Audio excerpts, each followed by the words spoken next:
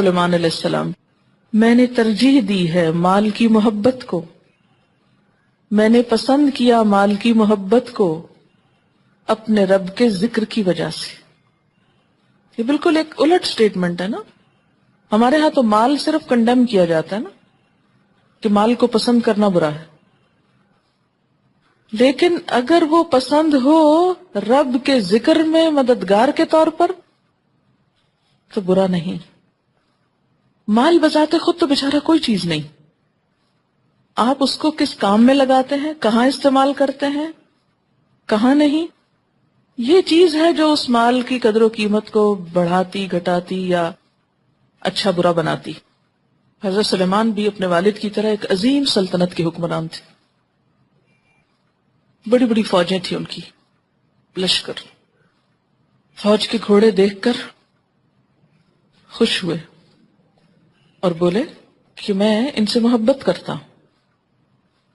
اچھا، اگر آج کے دور میں کوئی شخص یہ کہے کہ میں اپنی گاڑی سے بہت محبت کرتا ہوں، اپنی مرسڈیز سے بہت محبت کرتا ہوں، تو آپ کہتے ہیں کس قدر دنیا دار انسان ہے. ہاں، اگر وہ صرف اتنا جملہ بولتا تو دنیا دار ہے، لیکن اگر وہ کہتا ہے ہم ذکر ربی، اپنے رب کی یاد کی وجہ سے، کہ یہ مجھ کو لے جاتی ہے مسجد، یہ مجھے لے جاتی ہے دین سیکھنے سکھانے، یہ مجھ کو لے جاتی ہے تبلیغ کرنے، تو مجھے یہ گاڑی بہت پیاری ہے، تو کوئی حرج نہیں. ہم عام طور پر اپنے دنیاوی وسائل سے کیا کام لیتے ہیں؟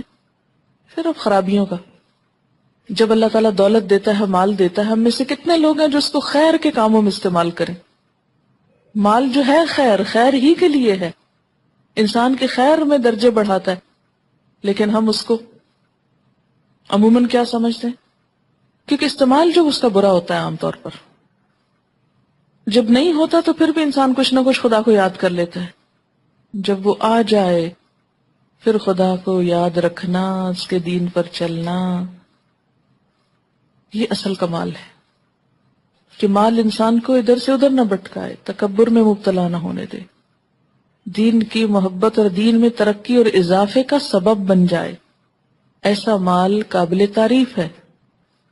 پہلے نگاہوں سے خوش ہو رہے تھے دیکھ کر، اب ہاتھوں کے لمس سے، پنڈلیوں پر، یعنی گھوڑوں کے پنڈلیوں پہ ہاتھ لگا کر، والآناک اور گردن کے اوپر، وہ بال بھی ہوتے ہیں نا، ایسے ہاتھ پھیر رہے تھے.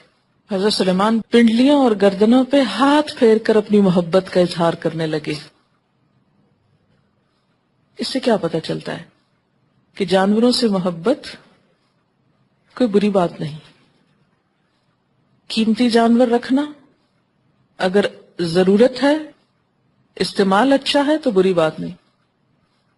گھوڑے تو خیر آج کل بھی انڈسپینسیبل ہیں، لیکن اگر اس کی بجائے کوئی اور بھی سواری کا ذریعہ ہو، چاہے جہاز ہو یا کوئی گاڑی ہو یا کوئی بھی چیز ہو، تو اس کا عمدہ سے عمدہ ہونا، بہترین سے بہترین ہونا، کارآمد سے کارآمد ترین ہونا، لیٹسٹ ٹیکنالوجی کا ہونا غیر اسلامی نہیں، عین اسلام ہے اگر استعمال اچھا ہے. کیونکہ عموماً آپ دیکھیے کہ کفر کے پاس ہر طرح کی ٹیکنالوجی ہے اور وہ اسے اسلام کے خلاف استعمال کرتے ہیں. مسلمانوں کے ہاں جو لوگ دینی تعلیم سیکھتے سکھاتے ہیں یا دین کی طرف آتے ہیں تو وہ عموماً کیا سمجھتے ہیں کہ یہ دنیاوی علوم ہے اور ان کا پڑھنا اور ان کا سیکھنا یہ کفر ہے. میں نے شاید آپ کو بتایا کہ کسی نے مجھے بہت سخت قسم کا فون کر کے کہا کہ یہ آپ نے قرآن کو کیا مذاق بنا لیا ہے کہ آپ اس میں سائنس کی باتیں کرتی رہتی ہیں. میں نے کہا تو سائنس بھی تو علم ہے. کہنے لگے نہیں، یہ دہریوں کا علم ہے. یہ ڈائریکٹ مجھ سے کہا کہ یہ دہریوں کا علم ہے، یہ آپ ان کی باتیں یہاں کیوں کرتی ہیں؟ اگر آپ قرآن پڑھاتی ہیں صرف قرآن پڑھایا کریں. تو میں نے اپنے طور پہ سمجھانے کی کوشش کی، لیکن یہ افسوس کے ساتھ کہنا پڑتا ہے کہ ہمارے مذہبی طبقے میں اس طرح کے ٹھیٹھ خیالات موجود ہیں کہ دین کا کوئی تعلق نہیں دنیا سے. حالانکہ ایسا نہیں ہے. ہمارا دین تو عین دنیا ہے. کیا ہے کہ دنیا کو اچھی طرح استعمال کرو، اچھے کاموں میں، انسانیت کی بھلائی اور فائدے میں. لیٹسٹ چیز استعمال کرو، بڑائی کے لیے نہیں، دوسروں پہ روب جمانے کے لیے نہیں، اپنی شان بلند کرنے کے لیے نہیں. مثلاً آپ لوگ یہاں پڑھنے کے لیے آتے ہیں، اگر آپ کے پاس آنے کا کرایہ ہی نہ ہو، یا گاڑی نہ ہو، یا صحت ہی نہ ہو، یہ کام کر سکتے ہیں آپ بیٹھ کے؟ نہیں کر سکتے. تو اسلام مال کو کوسنے کو نہیں کہتا، یہ کہتا ہے حلال کماؤ، حلال جگہ استعمال کرو. آپ کے پاس زیادہ فیسلٹی ہے کہ اپنے ساتھ اور کسی کو بھی لے آتے ہیں تو ان سب کا بھی ثواب آپ کما لے جاتے ہیں اور صدقہ جاریہ بناتے ہیں. کہ آپ کے پاس زیادہ ذرائع ہیں، آپ ان سے اور خیر کمائیں. وہ جیسے حدیث میں آتا ہے نا کہ صحابہ کرام آئے شکایت لے کے کہ ساری بھلائیاں اہل الدثور لے گئے. وہ کیسے؟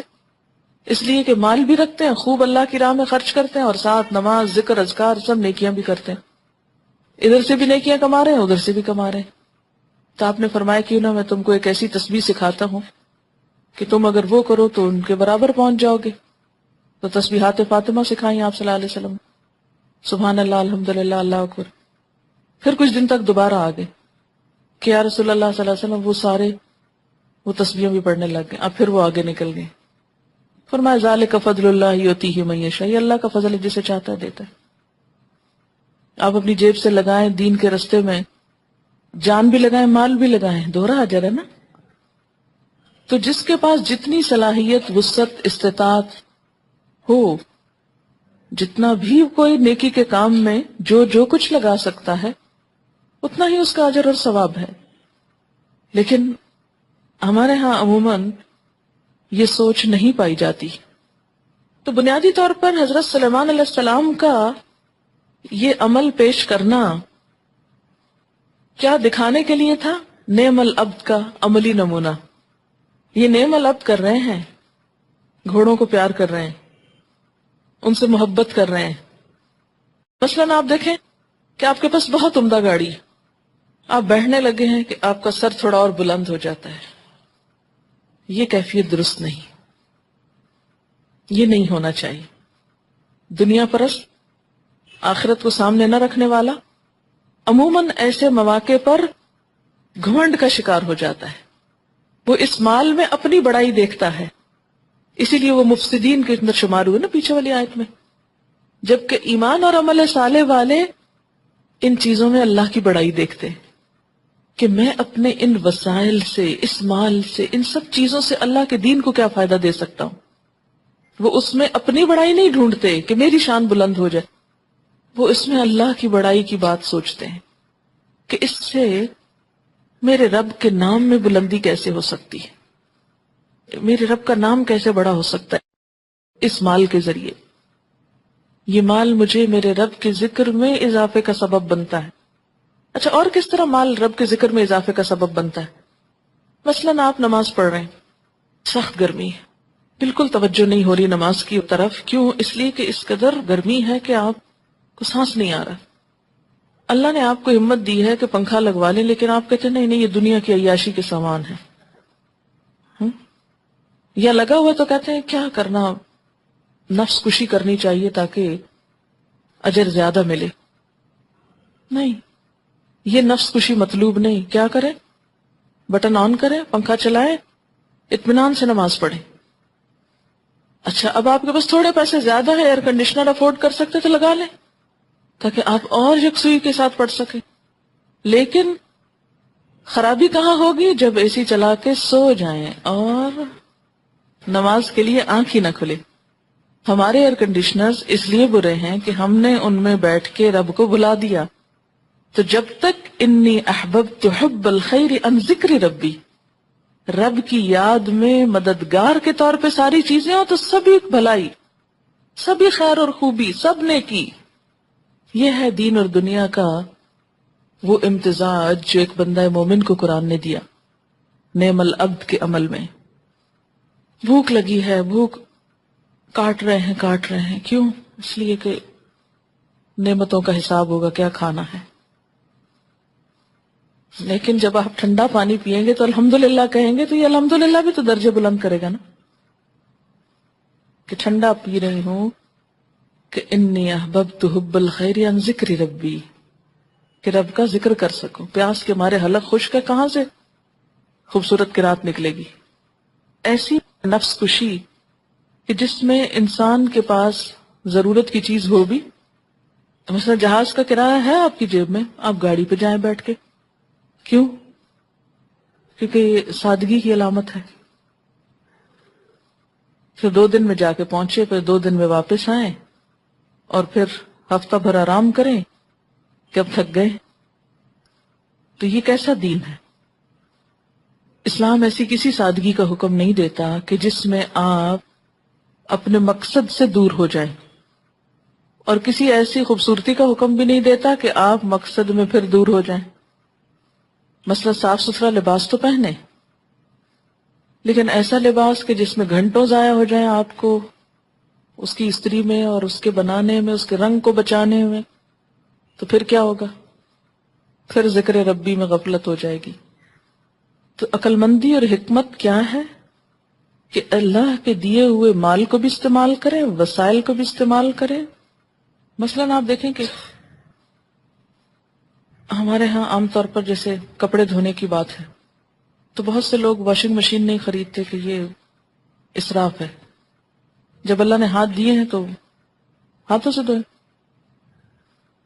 اب آپ دیکھیں کہ اگر آپ سارا دن ہاتھوں سے کپڑے ہی دھوتے رہیں اور پھر تھک کے پڑ جائے اور نماز بھی نہ سیدھی پڑھے، تو جب تک انسانوں کی طاقت زیادہ تھی اللہ نے ان کو جسمانی کام کے لیے رکھا. پھر جب وقت کے ساتھ ساتھ تبدیلیاں آئیں تو مشینیں مددگار ہو گئی انسان کی.